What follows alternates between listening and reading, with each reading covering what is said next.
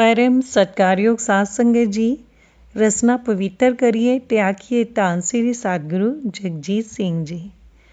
धन श्री सतगुरु उदय सिंह जी। साध संगत जी, आज की साखी का सिरलेख है सभी सांझी वाल सदायन तू किसी न दिसै बाहर आ जियो। सतगुरु जगजीत सिंह जी सारिया कौमां सारे मजहबां दे सांझे हैं। वो कुल ब्रह्मंड दे मालक हैं। एक कपूर सिंह ਨਾਂ ਦੇ ਆਦਮੀ ਨੇ ਸਾਗੂ ਪ੍ਰਤਾਪ ਸਿੰਘ ਜੀ ਦੇ ਵੇਲੇ ਦਾ ਭਜਨ ਲਿਆ ਹੋਇਆ ਸੀ, ਪਰ ਕੱਪੜੇ ਉਹ ਖੁੱਲ੍ਹੇ ਹੀ ਰੱਖਦਾ ਸੀ। ਬਹੁਤ ਸਮਾਂ ਪਹਿਲਾਂ ਦੀ ਗੱਲ ਹੈ। ਉਸ ਦਾ ਪੁੱਤਰ, ਜਿਸ ਦਾ ਨਾਂ ਅਮਰ ਸਿੰਘ ਹੈ, ਉਸ ਦੀ ਸ਼ਾਦੀ ਹੋਈ ਨੂੰ 10 ਸਾਲ ਹੋ ਗਏ ਸਨ, ਪਰ ਕੋਈ ਬੱਚਾ ਨਹੀਂ ਸੀ ਹੋਇਆ। ਕਪੂਰ ਸਿੰਘ ਇੱਕ ਪਿੰਡ ਲਾਸੜਾ ਹੈ, ਉੱਥੇ ਕਿਸੇ ਰਿਸ਼ਤੇਦਾਰੀ ਵਿੱਚ ਗਿਆ ਸੀ। ਉਸਨੇ ਸਤਿਗੁਰੂ ਜਗਜੀਤ ਸਿੰਘ ਜੀ ਦੇ ਦਰਸ਼ਨ ਨਹੀਂ ਸਨ ਕੀਤੇ ਹੋਏ, ਪਰ ਸਤਿਗੁਰੂ ਜੀ ਦੀ ਕਿਰਪਾ ਦਾ ਅੰਤ ਨਹੀਂ। ਉਹਨਾਂ ਨੇ ਉੱਥੇ ਕਪੂਰ ਸਿੰਘ ਨੂੰ ਸੁਫਨੇ ਵਿੱਚ ਦਰਸ਼ਨ ਦਿੱਤੇ ਅਤੇ ਹੁਕਮ ਕੀਤਾ ਕਿ ਤੂੰ ਗੁਰਦੁਆਰੇ ਦੀ ਸੇਵਾ ਕਰ, ਤੇਰਾ ਕਾਰਜ ਪੂਰਾ ਹੋਵੇਗਾ। ਅਤੇ ਭੈਣੀ ਸਾਹਿਬਾ, ਇਸ ਹੁਕਮ ਤੋਂ ਬਾਅਦ ਉਹ ਭੈਣੀ ਸਾਹਿਬ ਗਿਆ, ਪਰ ਮੇਲੇ ਦਾ ਭੋਗ ਪੈ ਚੁੱਕਾ ਸੀ, ਪਰ ਸਤਿਗੁਰੂ ਜੀ ਸ਼੍ਰੀ ਭੈਣੀ ਸਾਹਿਬ ਹੀ ਸਨ। ਜਦੋਂ ਉਸਨੇ ਜਾ ਕੇ ਮੱਥਾ ਟੇਕਿਆ ਤਾਂ ਸਤਿਗੁਰੂ ਜੀ ਨੇ ਬਚਨ ਕੀਤਾ ਕਿ ਸੁਣਾ ਸਿੰਘਾ, ਆ ਗਿਆ ਹੈ, ਤੇਰਾ ਕੰਮ ਠੀਕ ਹੋ ਜਾਵੇਗਾ। ਉਹ ਦੱਸਦਾ ਹੈ ਕਿ ਜਦੋਂ ਸਤਿਗੁਰੂ ਜੀ ਨੇ ਮੇਰੇ ਵੱਲ ਵੇਖਿਆ ਤਾਂ ਸਤਿਗੁਰੂ ਜੀ ਦੇ ਨੇਤਰਾਂ ਵਿੱਚੋਂ ਲਾਈਟ ਦੀਆਂ ਕਿਰਨਾਂ ਪਈਆਂ, ਜਿਸ ਨਾਲ ਮੇਰਾ ਦਿਲ ਖਿੱਚਿਆ ਹੀ ਗਿਆ। ਸਾਲ ਦੇ ਅੰਦਰ ਉਹਦੇ ਘਰ ਪੋਤਰਾ ਹੋਇਆ। ਫਿਰ ਉਹ ਆਪਣੀ ਨੂੰਹ, ਪੁੱਤਰ ਅਤੇ ਹੋਰ 2 ਜਣਿਆਂ ਨੂੰ ਨਾਲ ਲੈ ਕੇ ਦਰਸ਼ਨ ਕਰਨ ਆਇਆ, ਪਰ ਸਤਿਗੁਰੂ ਜੀ ਸਰੀਰ ਕਰਕੇ ਕੁਝ ਢਿੱਲੇ ਸਨ। ਉਹਨਾਂ ਨੇ ਸੰਤ ਬਲਕਾਰ ਸਿੰਘ ਸਰਪੰਚ ਨੂੰ ਕਿਹਾ ਕਿ ਅਸੀਂ ਦਰਸ਼ਨ ਕਰਨਾ ਹੈ, ਨਾਲੇ ਸਾਗੂ ਪ੍ਰਤਾਪ ਸਿੰਘ ਜੀ ਦੇ ਅੰਗੀਠੇ ਵਾਲੀ ਜਗ੍ਹਾ ਮੱਥਾ ਟੇਕਣਾ ਹੈ। ਪਰ ਸੰਤ ਬਲਕਾਰ ਸਿੰਘ ਜੀ ਨੇ ਅੱਗੇ ਨਾ ਜਾਣ ਦਿੱਤਾ। ਉਹਨਾਂ ਦੇ ਨਾਲ ਗਏ ਸੰਤ ਜਗੀਰ ਸਿੰਘ ਜੀ ਨੇ ਵੀ ਆਖਿਆ ਕਿ ਇਹ ਸ਼ਰਧਾ ਕਰਕੇ ਆਏ ਹਨ, ਦਰਸ਼ਨ ਕਰ ਲੈਣ ਦਿਓ। ਪਰ ਸੰਤ ਬਲਕਾਰ ਸਿੰਘ ਜੀ ਨੇ ਕਿਹਾ ਕਿ ਸਤਿਗੁਰੂ ਜੀ ਬਚਨ ਨਹੀਂ ਕਰ ਸਕਦੇ, ਹਿੱਲ ਵੀ ਨਹੀਂ ਸਕਦੇ, ਸਰੀਰ ਬੜਾ ਕਮਜ਼ੋਰ ਹੈ। ਪਰ ਇੰਨੇ ਨੂੰ ਘਟ ਦੀ ਜਾਣਨਹਾਰ ਸਤਿਗੁਰੂ ਜੀ ਉਹਨਾਂ ਦੇ ਕੋਲ ਹੀ ਆ ਕੇ ਖੜੇ ਹੋ ਗਏ। ਸਾਰਿਆਂ ਨੇ ਮੱਥਾ ਟੇਕਿਆ। ਕਪੂਰ ਸਿੰਘ ਨੇ ਅਰਜ਼ ਕੀਤੀ ਕਿ ਤੁਸੀਂ ਸੁਫਨੇ ਵਿੱਚ ਦਰਸ਼ਨ ਦੇ ਕੇ ਹੁਕਮ ਕੀਤਾ ਸੀ, ਇਹ ਬੱਚਾ ਤੁਹਾਡੀ ਕਿਰਪਾ ਨਾਲ ਹੀ ਹੋਇਆ ਹੈ ਜੀ। ਸਤਿਗੁਰੂ ਜੀ ਬੜੇ ਹੀ ਖੁਸ਼ ਹੋਏ। ਉਹਨਾਂ ਨੇ ਹੁਕਮ ਕੀਤਾ ਕਿ ਮਾਂ ਅਤੇ ਬੱਚੇ ਨੂੰ ਭਜਨ ਦਵਾ ਦਿਓ। ਸਾਰਿਆਂ ਨੇ ਭਜਨ ਪੁੱਛਿਆ। ਥੋੜ੍ਹੀ ਦੇਰ ਬਾਅਦ ਨਿਤਨੇਮ ਅਤੇ ਫਿਰ ਕੀਰਤਨ ਸ਼ੁਰੂ ਹੋਇਆ। ਸਤਿਗੁਰੂ ਜੀ ਆਪ ਸਾਜ਼ ਫੜ ਕੇ 2 ਘੰਟੇ ਕੀਰਤਨ ਕਰਦੇ ਰਹੇ। ਜੰਗੀਰ ਸਿੰਘ ਜੀ ਨੇ ਸੰਤ ਬਲਕਾਰ ਸਿੰਘ ਜੀ ਨੂੰ ਕਿਹਾ ਕਿ ਤੁਸੀਂ ਤੇ ਕਹਿੰਦੇ ਸੀ ਸਤਿਗੁਰੂ ਜੀ ਹਿੱਲ ਵੀ ਨਹੀਂ ਸਕਦੇ, ਬੋਲ ਨਹੀਂ ਸਕਦੇ, ਹਾਲਤ ਬਹੁਤ ਕਮਜ਼ੋਰ ਹੈ, ਹੁਣ ਦੱਸੋ। ਬਲਕਾਰ ਸਿੰਘ ਜੀ ਕਹਿਣ ਲੱਗੇ ਕਿ ਇਹਨਾਂ ਦਾ ਕੋਈ ਭੇਤ ਨਹੀਂ ਲੱਗਦਾ। ਧੰਨ ਧੰਨ ਹਨ ਗਰੀਬ ਨਿਵਾਜ, ਕਿਰਪਾ ਨਿਧਾਨ ਘਟ ਵਾਸੀ, ਜਲ ਥਲ ਮਈਲ ਵਿੱਚ ਪੂਰਨ, ਸੱਚੇ ਪਾਤਸ਼ਾਹ ਸਤਿਗੁਰੂ ਜਗਜੀਤ ਸਿੰਘ ਜੀ। ਦਿੱਲੀ ਰਹਿਣ ਵਾਲੇ ਸਵਰਨਜੀਤ ਕੌਰ ਸੁਪਤਨੀ ਸਰਦਾਰ ਮਨਜੀਤ ਸਿੰਘ ਜੀ ਨਵੰਬਰ 2010 ਸਨ ਦੀ ਇੱਕ ਵਾਰਤਾ ਇਸ ਤਰ੍ਹਾਂ ਦੱਸਦੇ ਹਨ ਕਿ ਉਹ 3 ਨਵੰਬਰ ਨੂੰ ਰਾਤੀ ਸੁੱਤੇ ਹੋਏ ਸਨ ਕਿ ਅੱਧੀ ਰਾਤੀ ਜਾਗ ਖੁੱਲ੍ਹ ਗਈ। ਉਹਨਾਂ ਦੀ ਕਮਰ ਤੋਂ ਲੈ ਕੇ ਪੂਰੀ ਲੱਤ ਦਰਦ ਕਰ ਰਹੀ ਸੀ, ਪੂਰੀ ਲੱਤ ਸੁੰਨ ਹੋ ਗਈ ਹੋਈ ਸੀ। ਦਿਨ ਚੜ੍ਹੇ ਉਹਨਾਂ ਦੀ ਬੇਟੀ ਅਤੇ ਮਨਜੀਤ ਸਿੰਘ ਜੀ ਕਿਸੇ ਕੰਮ ਕਰਕੇ ਬਾਹਰ ਚਲੇ ਗਏ। ਦੂਸਰੀ ਬੇਟੀ ਅਤੇ ਸਵਰਨਜੀਤ ਕੌਰ ਘਰ ਹੀ ਸਨ। ਬੀਬੀ ਜੀ ਨੂੰ ਦਰਦ ਇੰਨੀ ਜ਼ਿਆਦਾ ਸੀ ਕਿ ਪਲੰਗ ਤੋਂ ਥੱਲੇ ਨਹੀਂ ਉਤਰਿਆ ਗਿਆ। ਇੰਨੀ ਦੇਰ ਨੂੰ ਉਹਨਾਂ ਨੂੰ ਪਿਸ਼ਾਬ ਕਰਨ ਦੀ ਬੜੇ ਜ਼ੋਰ ਦੀ ਹਾਜਤ ਹੋਈ। ਇਸ ਤਰ੍ਹਾਂ ਲੱਗਦਾ ਸੀ ਕਿ ਪਿਸ਼ਾਬ ਵਿੱਚ ਹੀ ਨਾ ਨਿਕਲ ਜਾਵੇ।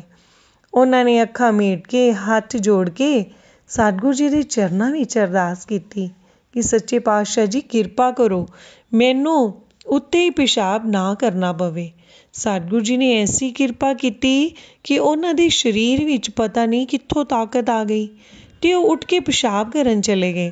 ਜਦੋਂ ਆ ਕੇ ਲੇਟੇ ਤਾਂ ਫਿਰ ਦੁਬਾਰਾ ਉਸੇ ਤਰ੍ਹਾਂ ਹੀ ਲੱਤ ਹਿੱਲਣੋਂ ਬੰਦ ਹੋ ਗਈ। ਜਦੋਂ ਮਨਜੀਤ ਸਿੰਘ ਜੀ ਘਰ ਆਏ ਤਾਂ ਸਤਿਗੁਰੂ ਜੀ ਦੀ ਕਿਰਪਾ ਨਾਲ ਬੀਬੀ ਜੀ ਪੌੜੀਆਂ ਉਤਰਨ ਜੋਗੇ ਹੋ ਗਏ। ਉਹਨਾਂ ਨੂੰ ਗੱਡੀ ਵਿੱਚ ਬਿਠਾ ਕੇ ਡਾਕਟਰ ਕੋਲ ਲੈ ਕੇ ਗਏ। ਡਾਕਟਰ ਨੇ ਟੀਕਾ ਲਗਾਇਆ ਤੇ ਦਵਾਈ ਦਿੱਤੀ, ਪਰ ਕੋਈ ਵੀ ਫਰਕ ਨਾ ਪਿਆ। ਦਿੱਲੀ ਵਿੱਚ ਇੱਕ ਸੰਤ ਮਾਲਿਸ਼ ਕਰਨ ਵਾਲੇ ਸਨ। ਉਹਨਾਂ ਕੋਲੋਂ ਮਾਲਿਸ਼ ਕਰਵਾਈ, ਪਰ ਕੋਈ ਫਰਕ ਹੀ ਨਾ ਪਿਆ। ਮਾਨਸਰੋਵਰ ਗਾਰਡਨ ਹੱਡੀਆਂ ਵਾਲੇ ਡਾਕਟਰ ਕੋਲ ਗਏ। ਉਹਦਾ ਇਲਾਜ ਕਰਾਇਆ। ਉਸਨੇ ਦੱਸਿਆ ਕਿ ਆਪਰੇਸ਼ਨ ਕਰਨਾ ਪਵੇਗਾ, 1 ਲੱਖ ਰੁਪਇਆ ਖਰਚ ਆਵੇਗਾ। ਆਪਰੇਸ਼ਨ ਤੋਂ ਡਰ ਕੇ ਉਹਨਾਂ ਨੇ ਭੈਣੀ ਸਾਹਿਬ ਸਤਿਗੁਰੂ ਜੀ ਦੇ ਚਰਨਾਂ ਵਿੱਚ ਅਰਜ਼ ਕੀਤੀ ਕਿ ਡਾਕਟਰ ਨੇ ਸਾਈਟਿਕਾ ਦੀ ਦਰਦ ਦੱਸੀ ਹੈ, ਇੱਕ ਨਸ ਦੱਬ ਗਈ ਹੈ, ਉਸਨੇ ਆਪਰੇਸ਼ਨ ਕਰਾਉਣ ਲਈ ਕਿਹਾ ਹੈ। ਆਪ ਜੀ ਕਿਰਪਾ ਕਰੋ, ਆਪਰੇਸ਼ਨ ਨਾ ਕਰਾਉਣਾ ਪਵੇ। ਸੱਚੇ ਪਾਤਸ਼ਾਹ ਜੀ ਨੇ ਹੁਕਮ ਕੀਤਾ ਕਿ ਆਪਰੇਸ਼ਨ ਨਹੀਂ ਕਰਾਉਣਾ। ਫਿਰ ਉਹਨਾਂ ਨੇ ਸਿਟੀ ਹਸਪਤਾਲ ਦੇ ਵੱਡੇ ਡਾਕਟਰ ਜਗਜੀਤ ਸਿੰਘ ਗੰਭੀਰ ਨੂੰ ਰਿਪੋਰਟਾਂ ਦਿਖਾਈਆਂ। ਉਸਨੇ ਕਿਹਾ, ਕੰਮ ਤੇ ਆਪਰੇਸ਼ਨ ਵਾਲਾ ਹੀ ਹੈ, ਤੁਸੀਂ ਕੱਲ੍ਹ ਮਰੀਜ਼ ਨੂੰ ਲੈ ਕੇ ਆਓ। ਦੂਸਰੇ ਦਿਨ ਉਸੇ ਹਸਪਤਾਲ ਦੇ ਹੱਡੀਆਂ ਵਾਲੇ ਡਾਕਟਰ ਨੂੰ ਵਿਖਾਇਆ। ਸਤਿਗੁਰੂ ਜੀ ਨੇ ਪਤਾ ਨਹੀਂ ਕੀ ਕਿਰਪਾ ਕੀਤੀ ਕਿ ਉਸਨੇ ਰਿਪੋਰਟਾਂ ਵੇਖ ਕੇ ਹੀ ਆਪਰੇਸ਼ਨ ਦਾ ਨਾਂ ਹੀ ਨਹੀਂ ਲਿਆ। ਉਸ ਦੇ ਇਲਾਜ ਨਾਲ ਮਹੀਨੇ ਕੁ ਵਿੱਚ ਹੀ ਬਿਲਕੁਲ ਠੀਕ ਵੀ ਹੋ ਗਏ। ਇਹ ਸਾਰੀ ਕਿਰਪਾ ਉਸ ਦੀਨ ਦਿਆਲ, ਦੁੱਖ ਹਰਤਾ, ਇਹ ਬਿੱਦ ਗੋਸਵਾਮੀ, ਗਰੀਬ ਨਿਵਾਸ ਸਤਿਗੁਰੂ ਸੱਚੇ ਪਾਤਸ਼ਾਹ ਸਤਿਗੁਰੂ ਜਗਜੀਤ ਸਿੰਘ ਜੀ ਦੀ ਹੈ। 13 ਦਸੰਬਰ ਨੂੰ ਜਦੋਂ ਇਹ ਵਾਰਤਾ ਦੱਸ ਰਹੇ ਸਨ, ਉਹ ਸਤਿਗੁਰੂ ਜੀ ਦਾ ਧੰਨਵਾਦ ਕਰਨ ਲਈ ਭੈਣੀ ਸਾਹਿਬ ਆਏ ਹੋਏ ਸਨ। ਧੰਨ ਧੰਨ ਹਨ ਦੀਨ ਦਰਦ ਦੁੱਖ ਭੰਜਨਾ, ਘਟ ਘਟ ਨਾਥ ਅਨਾਥ। ਇੱਕ ਸਾਖੀ ਹੋਰ ਹੈ। ਪਿੰਡ ਫਤਿਹਪੁਰ, ਜ਼ਿਲ੍ਹਾ ਛੋਪਰ, ਮੱਧ ਪ੍ਰਦੇਸ਼ ਦੇ ਰਹਿਣ ਵਾਲੇ ਸਨ ਪਿਆਰਾ ਸਿੰਘ ਜੀ ਸੰਨ 1993 ਦੇ ਲਗਭਗ ਦੀ ਵਾਰਤਾ ਦੱਸਦੇ ਹਨ ਕਿ ਉਹਨਾਂ ਦੇ ਪੁੱਤਰ ਹਰਦੀਪ ਸਿੰਘ ਦੀ ਘਰਵਾਲੀ ਕਰਮ ਕੌਰ ਨੂੰ ਦੌਰੇ ਪੈਂਦੇ ਸਨ। ਉਹ ਜ਼ਮੀਨ 'ਤੇ ਲੇਟ ਕੇ ਪਸਲੇਟੇ ਮਾਰਨ ਲੱਗ ਪੈਂਦੀ ਸੀ। ਉਹਨੂੰ ਦੰਦਲਾਂ ਵੀ ਪੈ ਜਾਂਦੀਆਂ ਸਨ। ਉਹਨੂੰ ਭੂਤਨੀਆਂ ਚਮੜੀਆਂ ਹੋਈਆਂ ਸਨ। ਘਰ ਵਾਲੇ ਉਹਨੂੰ ਕਈ ਇਲਾਜ ਕਰਨ ਵਾਲਿਆਂ ਕੋਲ ਲੈ ਕੇ ਗਏ, ਪਰ ਜਦੋਂ ਇਲਾਜ ਕਰਨ ਲੱਗਦੇ ਤਾਂ ਉਹ ਭੂਤਨੀਆਂ ਉਹਨੂੰ ਹੀ ਚਮੜ ਜਾਂਦੀਆਂ। ਪਿਆਰਾ ਸਿੰਘ ਜੀ ਦਾ ਵੱਡਾ ਪੁੱਤਰ ਗੁਰਬਾਣੀ ਦਾ ਪਾਠ ਕਰਕੇ ਉਹਨਾਂ ਨੂੰ ਛੁਡਾਉਂਦਾ, ਪਰ ਫਿਰ ਉਹ ਭੂਤਨੀਆਂ ਕਰਮ ਕੌਰ ਨੂੰ ਚੰਬੜ ਜਾਂਦੀਆਂ। ਕਿਸੇ ਤਰ੍ਹਾਂ ਨਾਲ ਕੁਝ ਫਰਕ ਨਹੀਂ ਸੀ ਪੈ ਰਿਹਾ। ਹਰ ਵੇਲੇ 2 ਜਣੇ ਉਹਦੇ ਪਹਿਰੇ 'ਤੇ ਹੀ ਰਹਿੰਦੇ। ਬੜੀ ਤਕਲੀਫ ਸੀ। ਘਰ ਦੇ ਸਾਰੇ ਜੀ ਬੈਠ ਕੇ ਨਿਤਨੇਮ ਕਰਦੇ ਅਤੇ ਸਤਿਗੁਰੂ ਜੀ ਦੇ ਚਰਨਾਂ ਵਿੱਚ ਅਰਜ਼ਾਂ ਕਰਦੇ ਕਿ ਕਿਰਪਾ ਕਰੋ ਜੀ, ਇਹ ਬੀਬੀ ਠੀਕ ਹੋ ਜਾਵੇ। ਇੱਥੇ ਇੱਕ ਗੱਲ ਦੱਸਣ ਵਾਲੀ ਹੈ ਕਿ ਉਹ ਬੀਬੀ ਨਿਹੰਗਾਂ ਦੀ ਧੀ ਸੀ ਅਤੇ ਉਸਨੂੰ ਸਤਿਗੁਰੂ ਜਗਜੀਤ ਸਿੰਘ ਜੀ ਦੀ ਕੋਈ ਪਛਾਣ ਵੀ ਨਹੀਂ ਸੀ। ਇਸੇ ਤਰ੍ਹਾਂ ਦੁੱਖ ਸਹਿੰਦਿਆਂ 2.5 ਸਾਲ ਲੰਘ ਗਏ। ਅਖੀਰ ਉਹਨਾਂ ਨੇ ਸਲਾਹ ਕੀਤੀ ਕਿ ਕਿਉਂ ਨਾ ਉਸ ਦੀਨ ਦੁਨੀ ਦੇ ਵਾਲੀ, ਕਿਰਪਾ ਦੇ ਸਾਗਰ ਸਤਿਗੁਰੂ ਜਗਜੀਤ ਸਿੰਘ ਜੀ ਦੇ ਦਰ 'ਤੇ ਜਾ ਕੇ ਅਰਜ਼ ਕਰੀਏ। ਸੋ ਉਹ ਬੀਬੀ ਨੂੰ ਲੈ ਕੇ ਸ਼੍ਰੀ ਭੈਣੀ ਸਾਹਿਬ ਪਹੁੰਚ ਗਏ। ਉਹਨਾਂ ਨੇ ਪਵਿੱਤਰ ਚਰਨਾਂ ਵਿੱਚ ਅਰਜ਼ ਕੀਤੀ ਕਿ ਕਿਰਪਾ ਨਿਧਾਨ ਬਖਸ਼ਿਸ਼ ਕਰੋ, ਇਸ ਬੀਬੀ ਦਾ ਕਸ਼ਟ ਦੂਰ ਹੋਵੇ। ਹੁਕਮ ਹੋਇਆ ਕਿ ਇਹਨੂੰ ਲਿਜਾ ਕੇ ਹਸਪਤਾਲ ਵਿਖਾਓ। ਉਹ ਬੀਬੀ ਨੂੰ ਲੈ ਕੇ ਹਸਪਤਾਲ ਗਏ। ਇਲਾਜ ਹੁੰਦਾ ਰਿਹਾ, ਪਰ ਫਰਕ ਨਾ ਪਿਆ। ਫਿਰ ਉਹ ਵਾਪਸ ਘਰ ਚਲੇ ਗਏ। ਘਰ ਪਹੁੰਚ ਕੇ ਫਿਰ ਉਸੇ ਤਰ੍ਹਾਂ ਹੀ ਦੌਰੇ ਪੈਂਦੇ ਰਹੇ। ਕੋਈ 6 ਕੁ ਮਹੀਨਿਆਂ ਬਾਅਦ ਉਸਨੂੰ ਦੌਰਾ ਪਿਆ। ਉਹ ਚੀਕਾਂ ਮਾਰਦੀ ਕਮਰੇ ਵਿੱਚ ਵੜ ਗਈ। ਉਸਨੂੰ ਸਤਿਗੁਰੂ ਜੀ ਨੇ ਪ੍ਰਤੱਖ ਦਰਸ਼ਨ ਦੇ ਕੇ ਹੁਕਮ ਕੀਤਾ ਕਿ ਤੂੰ ਭੈਣੀ ਸਾਹਿਬ ਆ ਜਾ। ਭੈਣੀ ਸਾਹਿਬ ਆ ਕੇ ਸਰੋਵਰ ਦਾ ਇਸ਼ਨਾਨ ਕਰ, ਨਾਲੇ ਗੋਹੇ ਕੂੜੇ ਦੀ ਸੇਵਾ ਕਰ। ਇੰਨਾ ਬਚਨ ਕਰਕੇ ਉਹ ਅਲੋਪ ਹੋ ਗਏ ਅਤੇ ਬੀਬੀ ਜੀ ਦਾ ਸਾਰਾ ਦੁੱਖ ਦੂਰ ਕਰ ਗਏ। ਉਹ ਜਿਹੜੀ ਰੋਂਦੀ ਅੰਦਰ ਵੜੀ ਸੀ, ਉਹ ਹੱਸਦੀ ਬਾਹਰ ਆ ਗਈ। ਉਸਨੇ ਬਾਹਰ ਆ ਕੇ ਦੱਸਿਆ ਕਿ ਮੈਨੂੰ ਕਿਸੇ ਅਗੰਮੀ ਨੂਰ ਵਾਲੇ ਨੇ ਦਰਸ਼ਨ ਦੇ ਕੇ ਹੁਕਮ ਕੀਤਾ ਹੈ ਕਿ ਭੈਣੀ ਸਾਹਿਬ ਜਾ ਕੇ ਸਰੋਵਰ ਦਾ ਇਸ਼ਨਾਨ ਕਰ, ਨਾਲੇ ਗੋਹੇ ਕੂੜੇ ਦੀ ਸੇਵਾ ਕਰ। ਉਹਨੂੰ ਘਰ ਵਾਲਿਆਂ ਨੇ ਪੁੱਛਿਆ ਕਿ ਤੈਨੂੰ ਕਿਸ ਨੇ ਦਰਸ਼ਨ ਦਿੱਤੇ ਹਨ? ਉਹ ਸਤਿਗੁਰੂ ਜਗਜੀਤ ਸਿੰਘ ਜੀ ਦੀ ਫੋਟੋ ਵੇਖ ਕੇ ਕਹਿਣ ਲੱਗੀ ਕਿ ਮੈਨੂੰ ਇਹਨਾਂ ਨੇ ਹੀ ਦਰਸ਼ਨ ਦਿੱਤੇ ਹਨ।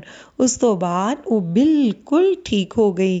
ਧੰਨ ਧੰਨ ਹਨ ਸਤਿਗੁਰੂ ਜਗਜੀਤ ਸਿੰਘ ਜੀ ਸੱਚੇ ਪਾਤਸ਼ਾਹ। ਸਾਡੀ ਉਹਨਾਂ ਦੇ ਚਰਨਾਂ 'ਤੇ ਕੋਟੀ ਨਮਸਕਾਰ ਹੈ। ਧੰਨ ਸ੍ਰੀ ਸਤਿਗੁਰੂ ਜਗਜੀਤ ਸਿੰਘ ਜੀ।